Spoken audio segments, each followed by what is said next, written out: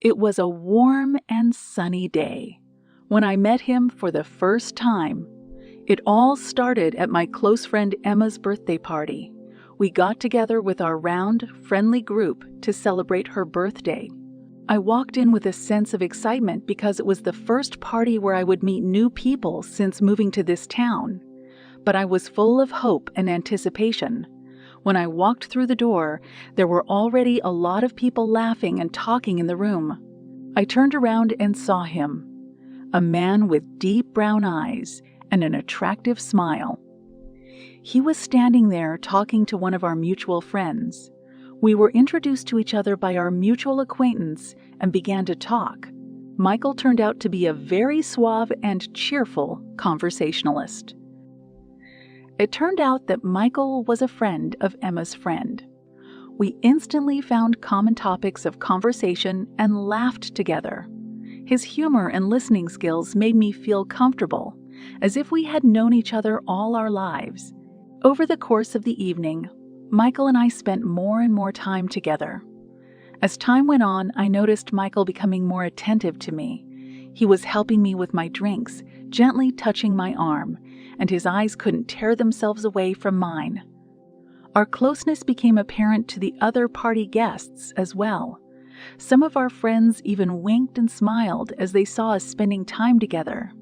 As the night came to an end and the guests began to disperse, Michael came up to me and said, "I want to continue our fellowship. Can I call you or ask you out on a date?" My heart froze for a moment, but then I smiled and replied, "Sure, I'd love to." How about Saturday? Meeting on Saturday was the beginning of our official relationship. We spent a lovely evening together, going to a restaurant, walking around town, and exchanging funny and easy conversations. Gradually, we got closer and closer to each other. Michael and I spent more and more time together, revealing our dreams and fears to each other. Michael had a charming sense of humor and knew how to drive us all crazy with his jokes and stories. He knew how to create a comfortable and relaxed atmosphere where everyone felt important and accepted. His ability to talk about different topics and be an interesting conversationalist was impressive. He was a reliable and responsible person, and I knew I could rely on him completely. At the same time, Michael was sincere and open, willing to share his thoughts and feelings with me. I fell in love with Michael not only because of his looks, but also because of his wonderful character. He was someone I could be sincere and real with. Over the next few months, our relationship grew and strengthened. Michael worked as an architect, and his profession reflected his creative and analytical mind. I admired his ability to see beauty and functionality in every detail he created. His work required attention to detail, precision, and creative thinking, and he displayed all his professionalism in every project. I, on the other hand, worked in the medical field as a nurse. One beautiful evening, Michael invited me for a romantic walk in the park, where we had met at the beginning of our relationship. The entire park was decorated with candles, creating a cozy and romantic atmosphere. We walked under the starry sky, holding hands, and Michael started talking about our journey together and how much he appreciated our relationship. Then, he stopped in front of a beautiful fountain illuminated by moonlight. He took my hands in his and said he couldn't imagine his life without me. His eyes burned with sincere desire and love. And then he asked, "My beautiful, will you marry me?" My heart beat faster, and with happy tears I said, "Yes." Michael put a ring on my finger, a symbol of our love and promise to be together forever. The wedding was held in fairy tale style, surrounded by our family and friends. We chose a beautiful outdoor location overlooking the lake for the ceremony. As I walked down the aisle in my wedding dress, Michael was glowing with happiness. Waiting for me, the looks of our family and friends were filled with emotion and joy. Our ceremony was filled with heartfelt promises and words of love that we said to each other in front of everyone. We danced in each other's arms, surrounded by the happy smiles and joy of our guests. Our wedding promises were the foundation of our new life together. Michael and I were filled with happiness and confidence that we had chosen the right path and that our love would follow us through all times. The days after the wedding were filled with ordinary, yet important, everyday moments that created comfort and community in our new life together. Michael and I spent a lot of time together in the kitchen making delicious lunches and dinners. Evenings on the couch in front of the TV became our moments of rest and relaxation. We watched movies and TV shows, clutching each other's hands and laughing at comedy scenes. Despite our daily worries, we always made time for the special moments in our lives. Over time, I noticed that Michael had an explosive personality, although he tried to hide his emotions. Sometimes little things could cause him to have a vivid reaction of short-term rage or irritation. At such moments, I felt tension and anxiety. However, Michael was always quick to recover and immediately took control of his emotions. He tried to cope with his inner bubbling feelings and not let them get out. He didn't want his explosive nature to affect our relationship and make us unhappy. I realized that Michael had his own reasons for this behavior, perhaps related to his past or inner struggles. I decided to approach this with understanding and compassion. I knew it was important to be patient and supportive of each other, especially when faced with strong emotions. I tried to create a calm and supportive atmosphere in our home. I was willing to listen to Michael and support him when he was struggling. We learned to discuss our feelings and emotions openly and without judgment. Sometime after the wedding, I noticed that Michael began to change a bit. He became more attentive to the details of our daily lives and often noticed small but meaningful everyday moments. Along with this, I also noticed that Michael became more jealous. He showed a protective attitude toward me and sometimes expressed his jealousy when I was spending time with friends or coworkers. I understood that his jealousy came from his fears and reluctance to lose me, but sometimes it could cause a little tension in our relationship. Honey, are you seeing that company again? Yes, honey, it's just lunch to spend time together and socialize. I'll be back soon, I promise. But I want to spend more time with you. Why do you always have to go out with them? We should have the freedom to go out with friends and have time to ourselves. We don't have to be inseparable, do we? I love you. Michael submitted to my affection, but his face still reflected some jealousy and concern. As time went on, I noticed that Michael began to show control over me in certain situations. He began to tell me what dress I should wear to a party, or to express his opinion about who I should hang out with and what friends I should see. In the beginning, I saw it as his concern and desire to protect me. But as time went on, I realized that it was a manifestation of some form of control over my life. Once, when I was about to join a new art course, Michael expressed his disapproval and said that it would be too time-consuming and would take away from the time we could spend together. Although I understood his concerns, I also felt it was important for me to develop and follow my passions. I tried not to pay attention to these changes in Michael's character, but deep down inside something scared me. Some of his actions and reactions made me uneasy, but I didn't want to see a problem where maybe there wasn't one. When Michael showed jealousy or control, I tried to smooth the edges and calm him down. You know, I've noticed that you've been spending more and more time with that new colleague. You like hanging out with him, don't you? Yeah, we just talk about work stuff and occasionally take a coffee break. It's no big deal. But I've seen the way he looks at you. I'm not sure I like that you two are so close. Michael, it's just professional communication. I'm sure we have a strong bond, and nothing can undermine our trust in each other. I'm just worried that he might be more interested in you than I am. I'm afraid of losing you. Michael, you're the only one who has a special place in my heart. Okay, but if I find out that you... Michael, why would you say that? That's ridiculous. I trust you, so why don't you trust me? Okay, I get it. I tried not to take his behavior personally, but sometimes it still bothered me. In my conversations, I emphasized how important it was for both of us to maintain our individuality and not limit each other. I tried to find compromises and found ways to include him in my hobbies so that he could see that they were not a threat to our bond. Nevertheless, some moments still lingered in my mind, and I couldn't completely forget them. Sometimes, when Michael showed jealousy or overly controlling behavior, my doubts about his true intentions began to surface. But I kept comforting myself with the idea that this was only a temporary phase. I hoped that, in time, Michael would find the strength to overcome his emotional barriers. I returned from work late at night, immersed in my thoughts of the day's work. There were several urgent tasks, and I hadn't been able to warn Michael about the delay. When I opened the door of our apartment, Michael immediately showed his anger. Where have you been? I've been waiting for you for hours. Can't you even do one simple thing and warn me about your delays? Michael, I apologize.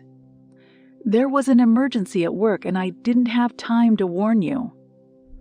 I'm sorry you had to wait so long. And what were you doing there? Or who? That you didn't answer a single phone call? I felt Michael's anger begin to build, and I felt fear and nervousness at his reaction. I knew his emotions had taken over, and it was important for me to calm the situation. Michael, I understand that you're concerned. I'm sorry you had to go through this uncomfortable situation. But we can talk about our feelings without so much tension. Let's sit and talk. I tried to walk over to Michael and take his hand to show him that I wanted to find a compromise and resolve this situation peacefully. No, I don't want to talk now. I need time to calm down. Okay, Michael. I understand. I'll be here when you're ready to talk.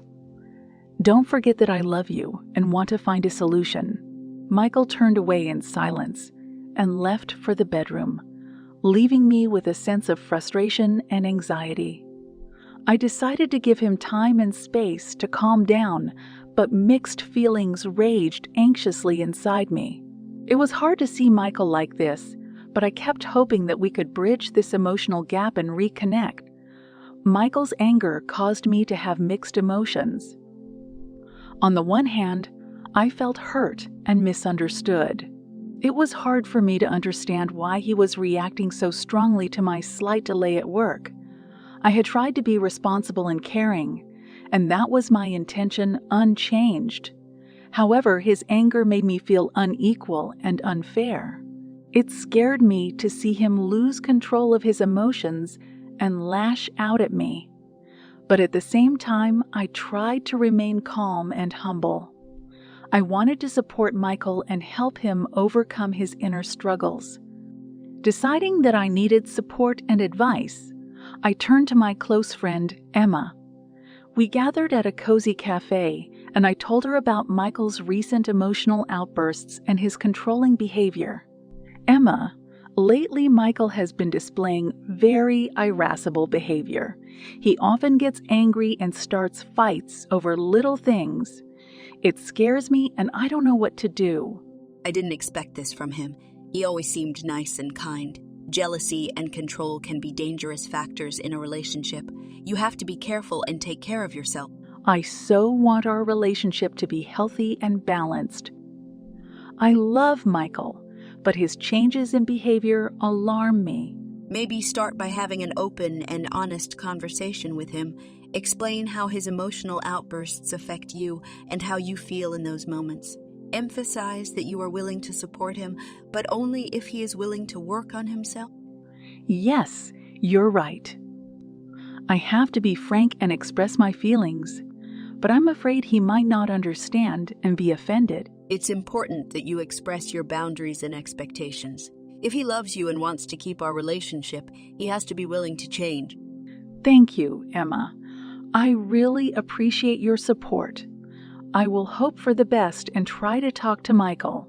I love him, and I believe we can get through this period After talking to Emma, I felt some relief and confidence in my actions.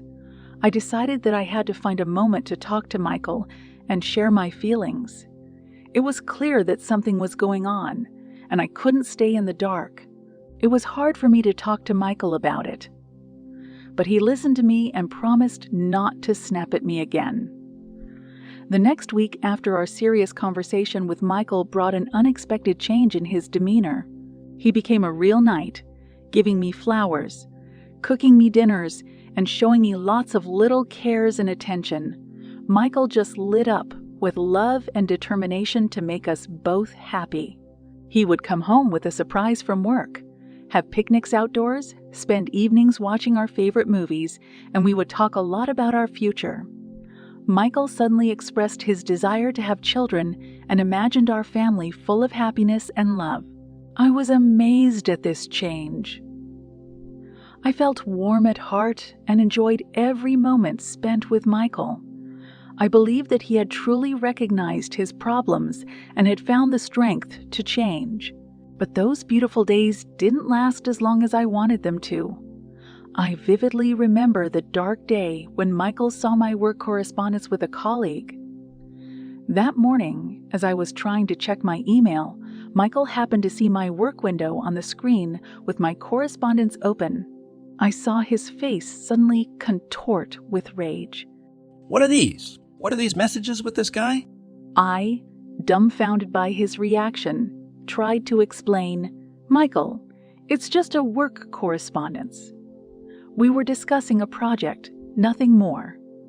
But Michael was already furious and wouldn't listen. He approached me with an angry look on his face and then struck me hard. Pain pierced my face, and I felt tears pour into my eyes. I was stunned and frightened. Michael had never been so aggressive toward me before. "Michael, stop! What are you doing?" My words only made him more angry. He kept screaming and yelling. I couldn't understand how we were in this situation anymore. It was scary. I didn't know how to deal with this new side of Michael. Deep down, I still believed that he could change and get better. But with every display of violence like this, that belief began to fade. Michael finally realized what he had done, and his expression turned into one of regret. He stepped back, realizing that he had crossed the line. I don't know what came into my head. I'm sorry, I shouldn't have done that. I understood that Michael was experiencing an internal struggle, but it was already too much. I couldn't just walk past this incident and pretend everything was normal. I couldn't stay in this dangerous and unpredictable environment. As time went on, the situation with Michael got worse and worse. He continued to lash out at me despite my attempts to support him and keep our relationship healthy. These outbursts of anger became part of our daily life, and I could feel our happiness and my self-esteem beginning to be lost to fear and anxiety. I noticed that his aggression was directed not only at me, but also at the furniture and things in our house. I was becoming afraid and dangerous to be in his presence. One day, after another burst of anger, I decided that I couldn't go on like this anymore. I understood that Michael needed help, and I was willing to support him, but not at the expense of my own safety and sanity. I knew I needed to protect myself and find a way out of this dangerous situation. I turned to a trusted friend and shared my fears and concerns with her.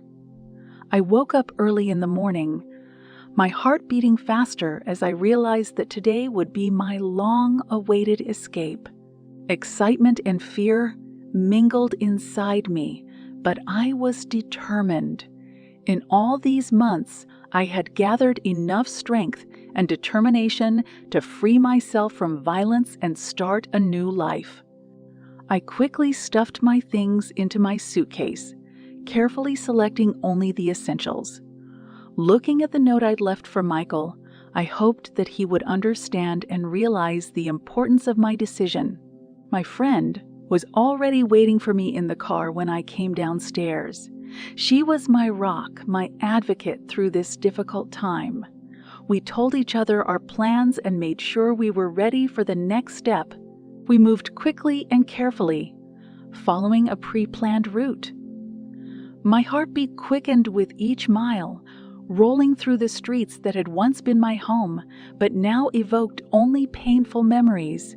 My friend hugged me and told me everything would be okay, and I believed her. I went back to my parents for a while. Now my life was starting all over again. I knew there was still a lot of work to do to recover from my injuries and get my new life together, but I felt strong and determined not to let the past happen again. I was ready to become a strong, independent woman who deserved to be happy and safe. A few days had passed since my escape. I was safe, but still worried about Michael. Although he was causing me pain and fear, I still loved him and hoped he could change. I heard regularly from my friends and acquaintances about how Michael behaved after I left. He became withdrawn and moody, rejecting contact with many people. Some said they saw him drinking in bars, trying to cope with his loss. Upon learning of this, I felt mixed emotions. On the one hand, I was troubled by his condition and felt sorry for him. But on the other hand, I understood that his behavior after I left him did not justify his violence and aggression. All this time, I tried to stay strong and find support from my loved ones and my therapist. I understood that I was responsible for my own safety and well-being.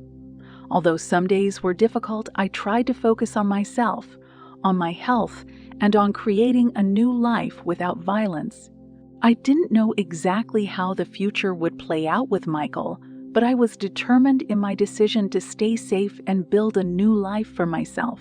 I hoped that Michael would find a way to truly rehabilitate and change. But now I knew that my main assignment was to take care of myself and keep moving forward.